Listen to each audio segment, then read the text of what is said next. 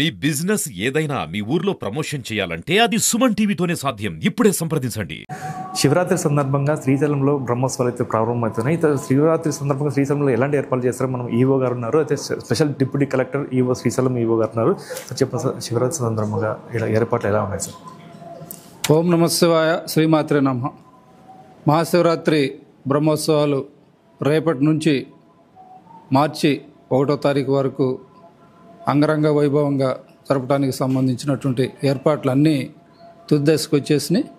ఇప్పటికే మనకి ఆత్మకూరు నుంచి కాలినడకన వచ్చేటువంటి భక్తులు కైలాస ద్వారం ద్వారా మన శ్రీశైల మహాక్షేత్రాన్ని దర్శించుకోవడానికి, స్వామి అమ్మవారిని దర్శించుకోవడానికి 40 కిలోమీటర్లు పైబడి వారి నడకదారిని వస్తారు.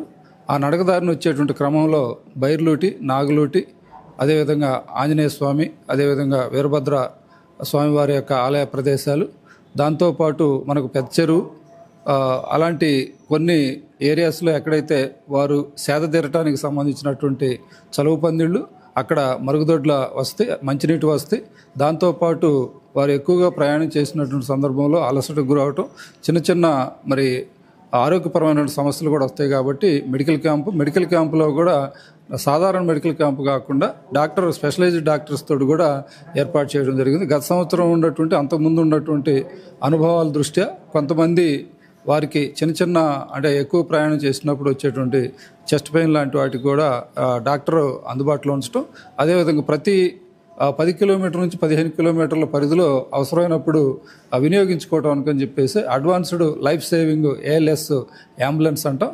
వాటితో పాటు అన్ని రకాలైన దీంట్లో ఉండేటువంటి సాంకేతిక పరిజ్ఞానంతో ఒక మనిషి యొక్క ప్రాణాన్ని కాపాడటానికి ఏ విధమైన అవసరమైన మందులు ఉంటాయి, అదేవిధంగా ఆక్సిజన్ సప్లై ఉంటుంది. టెక్నీషియన్ అందరితో కూడినటువంటి దాన్ని ఏర్పాటు చేయటం జరిగింది. దీంతోపాటు మనకు కొంతమంది భక్తులు కొంత దూరం ప్రయాణం చేసి వారి యొక్క ప్రయాణం చేయలేమనేటువంటి భావంతో కొంత అలసటకు గురయ్యి వారు ఆ ఇబ్బందులు కనుక ఏదైనా ఉన్నట్లయితే వారిని అవసరమైతే మనం కొంతమంది శివసేవకుల ద్వారా, అదేవిధంగా ఫారెస్ట్ సిబ్బందితోటి వారిని తీసుకొని అవసరమైతే స్ట్రెచ్చర్ ద్వారా కొంత దూరం తీసుకొని రావడం ద్వారా కైలాస ద్వారం దగ్గర నుంచి మనం వాహనాలను కూడా సమకూరుస్తున్నాం. వారు ఒక 4 జీపుల వరకు ఏర్పాటు చేసి ఆ జీపుల ద్వారా స్వామి అమ్మవార్ల యొక్క దగ్గరకు తీసుకుని వచ్చి ఎక్కడో చోట వారిని సేద తీరి స్వామి అమ్మవార్ల యొక్క మరి దర్శన భాగ్యాన్ని కల్పించడానికి కూడా మనం ఏర్పాట్లు అయితే ఈ సంవత్సరం చేస్తూ ఉన్నాం. ఇది పాదయాత్రలకు సంబంధించినటువంటి. దాంతోపాటు మిగిలినటువంటి అటు కర్ణాటక, అదేవిధంగా తెలంగాణ, ఆంధ్రప్రదేశ్ మరియు ఇతర రాష్ట్రాల నుంచి వచ్చేటువంటి వైపు నుంచి వారందరికీ కూడా కావాల్సినటువంటి ఏర్పాట్లలో భాగంగా ఈ సంవత్సరం మనం క్యూలైన్ని గత సంవత్సరం యొక్క అనుభవాలను దృష్టిలో చేసుకోవడం ద్వారా 30 నుంచి 40% పైబడి మనం ఎక్కువగా క్యూలైన్ను కూడా పెట్టడం జరిగింది. అదే ఉచిత దీనికి సంబంధించినటువంటి దాంతోపాటు 200, 500లకు సంబంధించినటువంటి క్యూలైన్లు కూడా పెంచడం జరిగింది. పెంచడంతో పాటు వృద్ధులకి, అదేవిధంగా చంటి బిడ్డలు తల్లులు ఎవరైతే ఉంటారో వారికి సంబంధించి, అదేవిధంగా వికలాంగులకు సంబంధించి ఒక 3 సపరేట్ కంపార్ట్మెంట్లు పెట్టడం ద్వారా వారిని కొంత సేదతీర్చి అక్కడి నుంచి స్వామి అమ్మవార్ల యొక్క దర్శన భాగ్యం కల్పించడానికి వారికి ప్రత్యేకించి క్యూలైన్లు ఏర్పాటు చేయడం అనేది జరుగుతూ ఉంది. వీటితో పాటు మనకు మేజర్గా వచ్చేటువంటి ఛాలెంజ్ శానిటేషన్కి సంబంధించి 1000 మంది సిబ్బంది మనకు DPO నంద్యాల గారి ద్వారా, అదేవిధంగా మన సిబ్బంది ఆల్రెడీ 200 మంది దాకా ఉన్నారు. 1200 మంది సిబ్బంది 3 షిఫ్టుల్లో ఎక్కడా కూడా చిన్న పడ్డటువంటి దాన్ని మనం పూర్తి స్థాయిలో సేకరించడం ద్వారా ఎప్పటికప్పుడు బయటకు పంపించడానికి సంబంధించి వీటిని ఏర్పాటు చేస్తున్నాం.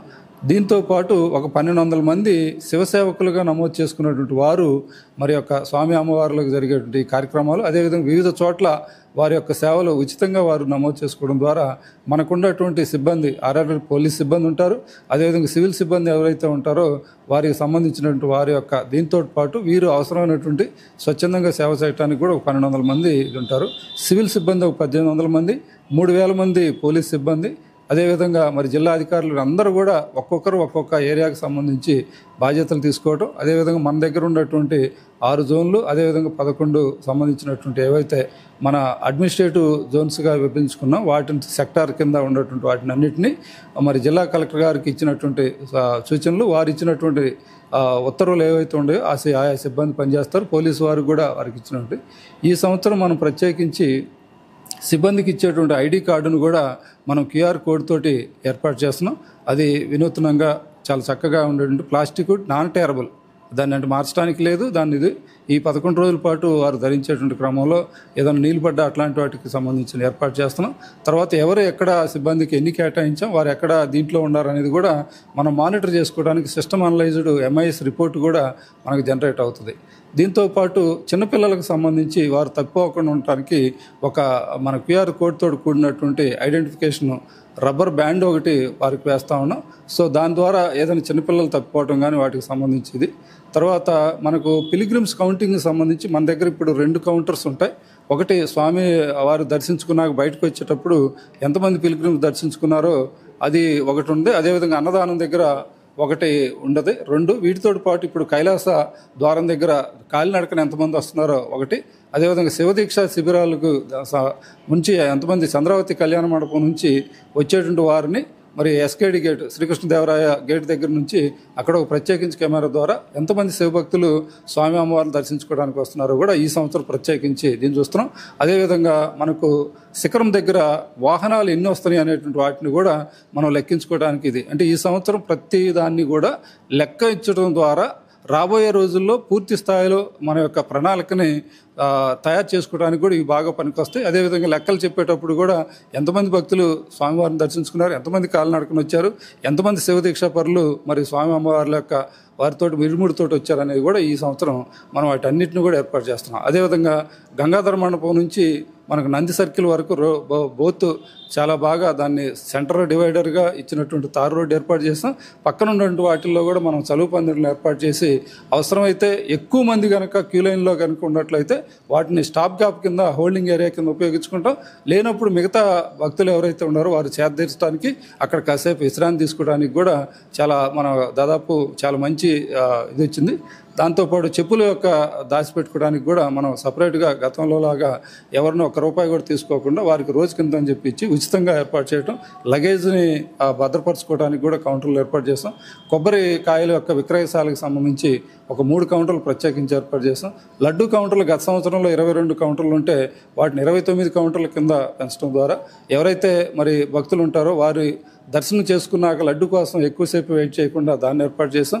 అదేవిధంగా 60 సత్రాల్లో మనకు 20 సత్రాలు ప్రథమంగా కొంచెం మేజర్గా ఉన్నటువంటి వారికి మనం కొన్ని లడ్డూలు పంపించడం ద్వారా భక్తులకి వారికి వచ్చేటువంటి దీంట్లో మన యొక్క అధికారిక దీని లేబుల్ తోటే ఉన్నటువంటి రేట్లు ఎంత ఉందో చెప్పేసి వాటికి అక్కడ భక్తులు మన ఇక్కడ దాకా కూడా లడ్డు కేంద్రం రాకుండా స్వామి అమ్మవార్ల యొక్క ప్రసాదంగా మనం ఏదైతే పంచుతామో అదే లడ్డులను అక్కడ పెట్టడం ద్వారా వారి యొక్క సహాయ సహకారాలతో కూడా తీసుకోవడానికి ఈ సంవత్సరం మొట్టమొదటగా మరి ప్రయోగం చేయడం జరుగుతూ ఉంది. వీటన్నిటితో పాటు గౌరవ ముఖ్యమంత్రి గారు, అదేవిధంగా గౌరవ ఎన్విరాన్మెంట్ మినిస్టర్ గారు, ఆర్ఎండ్ మినిస్టర్ గారు, హోమ్ మినిస్టర్ గారు, అదేవిధంగా రెవెన్యూ మినిస్టర్ గారు మొన్న ప్రత్యేకించి సమీక్షా సమావేశం ఏర్పాటు చేసుకున్నప్పుడు వారు ఇచ్చినటువంటి ఒక 4 సూచనల్లో ఒకటి భక్తులకి ఉచితంగా మంచినీరు అంటే మనం ఆల్రెడీ కల్పించిన వాటితో పాటు పీక్ డేస్లో మనం 300 ml litre water bottle 300 ml water bottle ఒకటి ఉచితంగా ఇస్తున్నాం. తర్వాత 24, 25, 26 4 రోజుల పాటు మనం ఒక 50 గ్రాముల లడ్డూని ఉచితంగా భక్తులకి ఎంతమంది వచ్చినా సరే అది ఉచితం కావచ్చు, 200 కావచ్చు, 500 టికెట్స్ ద్వారా వచ్చినట్టు ఎవరైనా సరే భక్తులకి అమ్మవారు దర్శించుకున్నాక బయటకు వచ్చేటువంటి వారికి ఉచితంగా 50 గ్రాముల యొక్క లడ్డూ ప్రసాదాన్ని వితరణ కింద మరి ఇస్తున్నాం. అది ఒకటి ప్రత్యేకత. దాంతోపాటు మనకి ఒక రోజల్లా ఎటువంటి మనం 200 కానీ 500 కానీ ఉచితంగా కాకుండా అన్ని లైన్స్ని క్యూ లైన్స్ని పంపించడం ద్వారా స్థానిక ఎమ్మెల్యే గారితో సమాచారం తీసుకోవడం ద్వారా సమన్వయం చేసుకొని ఒక రోజల్లా కంప్లీట్గా ఉచిత దర్శనాన్ని అది ఏర్పాటు చేయడానికి సంబంధించి కూడా ఈ సంవత్సరం వినూత్నంగా తీసుకోవడం జరిగింది. అదేవిధంగా 25వ తారీఖు 26వ తారీఖు మన టోల్ గేట్ ఏదైతే ఉందో ఆ టోల్ గేట్ ద్వారా వచ్చేటువంటి వెహికల్కి ఎటువంటి రుసుము తీసుకోకుండా వచ్చిన వెహికల్ని వచ్చినట్టుగా పీక్ డేస్లో మరి ట్రాఫిక్ జామ్స్ కానీ ఎలాంటివి లేకుండా ఈ ఏర్పాట్లు అయితే చేయటం అంటే ఈ సంవత్సరం ఎక్కువ ఏర్పాట్లతో పాటు ఆర్థికంగా కొంత భారమైనప్పటికీ కూడా భక్తుల యొక్క అవసరాలను దృష్టిలో తీసుకొని ఏ విధమైనటువంటి వాటికి వెరవకుండా మరి ఈ సంవత్సరం ఏర్పాట్లు చేస్తున్నాం.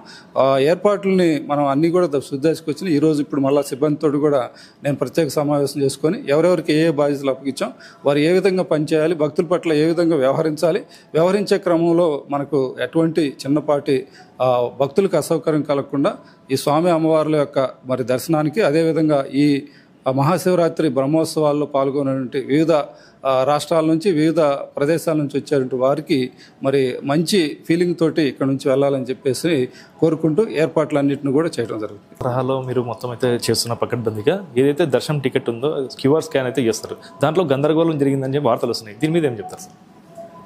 క్యూఆర్ కోడ్లో గందరగోళము అలాంటిది ఇదేం లేదండి. మొన్న ఇటీవల మనం సిబ్బంది రోజువారీగా తనిఖీ చేసే క్రమంలో ఆల్రెడీ యూసేజ్ చేసినటువంటి దాన్ని ట్యాంపర్ చేసినటువంటి సంఘటన ఒకటి జరిగింది. దాన్ని మనం ప్రత్యేకించి ఆ రోజు ఎవరు డ్యూటీలో ఉన్నారు, ఎవరి ద్వారా వచ్చినాయి, తర్వాత అది ఒక స్టాంపు కూడా ఒకటి చేశారు.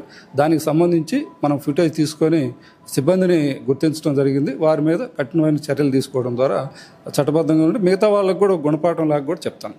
సార్ ఇప్పుడు టికెట్ బుక్ చేసుకుంటే ఆన్లైన్లో శ్రీశైలం దేవస్థానం ఓఆర్జీ అని ఉంది. అలాగనే బుకింగ్లో కూడా చాలా మటుకు ఫేక్ వెబ్సైట్లో బుక్ చేసుకొని ఇక్కడ శ్రీశైలంకి వస్తున్నారు, భక్తులు చాలామంది మోసపోతున్నారు. దీని గురించి మీరేం చెప్తారు?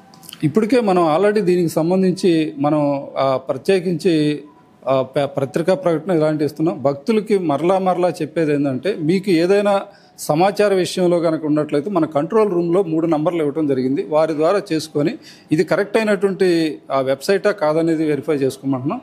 అదేవిధంగా ఇటీవల మన మంచి విఐపీలు ఎవరైతే ఉంటారో వారి ద్వారా ఇట్లాంటి వాటికి మోసపోవద్దని చెప్పేసి ఒక చిన్న బైట్ ద్వారా తీసుకొని మన యూట్యూబ్ ద్వారా కూడా అదేవిధంగా చేయడానికి కూడా ఉన్నాం. తర్వాత నేను కూడా అప్పుడప్పుడు ప్రత్యేకించి ఒక దీని ద్వారా ఏ అఫిషియల్ సైట్స్ ఉన్నాయో వాటి ద్వారా ఇది ఉంది. తర్వాత ఇప్పుడు మనం ఒక ప్రత్యేకించి యాప్ను ఒక దాన్ని మన దేవస్థానం యాప్లో దాన్ని ఇంకా ఫీచర్స్ పెంచడం ద్వారా ఆ యాప్ను డౌన్లోడ్ చేసుకున్నట్లయితే మనకు కావాల్సినటువంటి అన్ని సేవలను కూడా మనం ఆండ్రాయిడ్ యాప్ ద్వారాగానే ఆన్లైన్లోనే బుక్ చేసుకోవడానికి ఎవ్వరు ఎటువంటి ప్రమేయం లేకుండా మధ్యవర్తులు కానీ డలార్లు కానీ లేకుండా చేసుకోవడానికి ఉంది. అది విస్తృతంగా తీసుకొని వెళ్ళడానికి సంబంధించి మన దేవస్థానం యాప్ని కూడా సెక్యూరిటీ ఫీచర్స్ తోటి మరి సెక్యూరిటీ ఫైర్ వాల్ తోటి ఏర్పాటు చేయడం జరిగింది. భక్తులకు మరలా చెప్పేది, మీకు గనక ఏదైనా అసౌకర్యం కలిగినట్లయితే ముందు కంట్రోల్ రూమ్కి కాంటాక్ట్ చేయడం ద్వారా ఇది ఎవరో చెప్పినటువంటి వాటికి ఇది ఉంది. భక్తులు మన యొక్క అవసరాలని సొమ్ము చేసుకునేటువంటి శక్తులు ఎప్పుడూ ఉంటానే ఉంటాయి. అలాంటి రాక్షసులు బార పడి మీరు నష్టపోవడంతో పాటు దేవస్థానం యొక్క పరువు ప్రతిష్టలు కూడా మరి బయట ప్రపంచంలో అది నెగిటివ్గా రావడం అనేది మాకు కూడా బాధాకరం. అలాంటి విషయాలకి మీకు ఎప్పటికైనా సరే మేము దేవస్థానం తరపున మీకు అండగా ఉంటాం. ఇట్లాంటి భక్తులు ఎవరైనా మోసపోయి మీ దగ్గరకు వచ్చి ఇట్లా మోసపోయినామని చెప్పేసి మన కంప్లైంట్లు వచ్చాయి సార్? వచ్చినటువంటి వాటి మీద కూడా మనం ప్రత్యేకించి సైబర్ క్రైమ్ కింద కేసులు కట్టడం అయితే జరిగింది. అయితే కేసులు కట్టినప్పుడు వాళ్ళు తీసినప్పుడు ఎక్కడో ఢిల్లీలోనో లేకపోతే దుబాయ్లోనో వారు ఉన్నటువంటి ఉంది. అంత దూరం పోయి వారిని పట్టుకొని వచ్చేసి వారి మీద చర్యలు తీసుకోవడం అనేది కొంచెం ఇబ్బందికరంగా ఉంది. అందుకని భక్తులు ముందస్తుగా వారి యొక్క తీసుకునేటువంటి చర్యల ద్వారా ఉంటుంది. తర్వాత రేపు ఏదైనా కేసు కట్టినప్పుడు ఏంటంటే ఆ భక్తులు వారు వచ్చేసి విట్నెస్ బాక్స్లో కానీ ఇలాంటివి ఉండటం అనేది అసౌకర్యం కాబట్టి నష్టపోయినటువంటి వాటిని కంప్లైంట్ ఇవ్వడానికి కూడా ఎక్కువ మంది ముందుకు రావట్లేదు. అయినప్పుడు కూడా మేము 2-3 దగ్గర నుంచి తీసుకొని 3 కేసులు అయితే ఇప్పటికే నేను కట్టడం జరిగింది. అయితే శ్రీశైలంకి వచ్చే భక్తులకు ఎలాంటి సౌకర్యాలు లేకుండా అన్ని వసతులు ఏర్పాటు చేస్తామని ఇది పరిస్థితి. కెమెరా పర్సన్ శేఖర్తో కిరణ్, సుమన్ టీవీ, శ్రీశైలం.